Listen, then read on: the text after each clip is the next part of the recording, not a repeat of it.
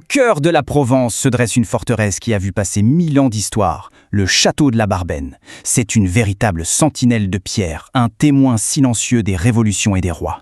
Mais la vraie question, c'est comment un monument aussi ancien fait-il pour survivre à notre époque? Et surtout, à quel prix? C'est ce qu'on va explorer ensemble. Quand on regarde cette forteresse, on a l'impression qu'elle est éternelle, non? Elle a résisté à des révoltes, à des tremblements de terre, et pourtant son plus grand défi, ce n'est pas le passé, c'est aujourd'hui. C'est le 21e siècle. Alors comment une histoire millénaire affronte-t-elle la modernité? Allez, on plonge dans son histoire. Pour bien comprendre ce qui se joue aujourd'hui, il faut d'abord faire un petit bond dans le passé. Un passé qui s'étend sur un millénaire, quand même. Alors oui, on a une frise chronologique, mais attention, ce n'est pas juste une liste de dates. C'est carrément le résumé des différentes vies du château.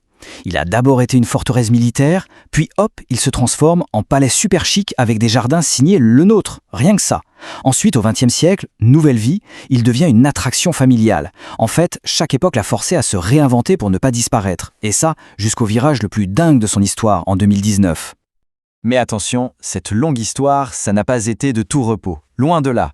Le château a vraiment frôlé la catastrophe plus d'une fois. Il a été menacé jusque dans ses fondations. Imaginez la scène. On est en 1630. La colère gronde en Provence à cause d'un édit du fameux cardinal de Richelieu. Et là, c'est l'explosion, la révolte des Cascavouillous. Des insurgés débarquent à la Barbenne et ils ne sont pas là pour faire du tourisme. Ils pillent, mais surtout, ils mettent le feu au château, une véritable torche. C'est la première fois qu'il a failli y passer. Une cicatrice profonde dans sa longue histoire. Et puis, presque 3 siècles plus tard, le danger ne vient plus des hommes, mais de la terre elle-même. Le 11 juin 1909, la Provence tremble, un séisme violent, magnitude 6,2. Et le cœur du château, son donjon, qui était le symbole de sa puissance, eh bien il s'effondre, complètement, réduit en poussière. Pour la deuxième fois, la Barbenne est à terre et doit être sauvée de ses propres ruines.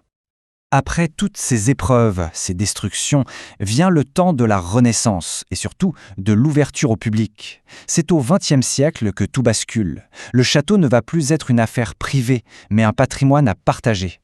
Et là, c'est un vrai tournant. En 1963, André Pons arrive. Et il n'achète pas juste des murs, il leur donne une nouvelle mission, un nouveau souffle. Pour la toute première fois de son histoire, le château ouvre ses portes à tout le monde. C'est fini, la forteresse imprenable. Et avec la création du zoo en 71, il devient un lieu culte pour des générations de familles. Un vrai lien affectif s'est créé pendant un demi-siècle. Ce qui nous amène à la question cruciale de notre époque. Est-ce qu'un musée et un zoo, même s'ils sont super populaires, suffisent à entretenir un mastodonte comme ça? Les coûts sont énormes. Alors, est-ce qu'il ne fallait pas trouver une solution plus radicale pour le faire entrer de plein pied dans le 21e siècle? Et c'est exactement là qu'on arrive au dernier chapitre, le plus controversé, le plus spectaculaire aussi.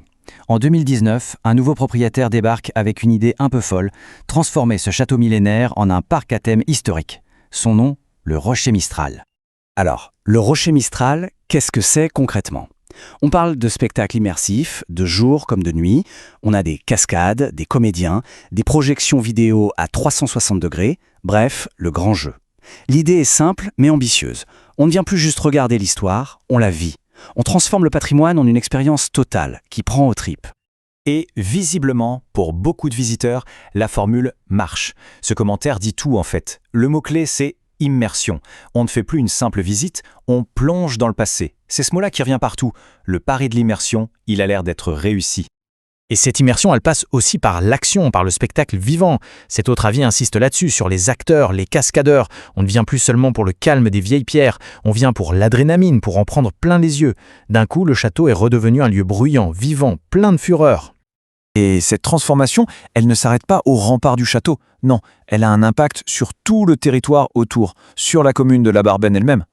D'ailleurs, ce lien est super profond. Il est même gravé dans l'identité du village.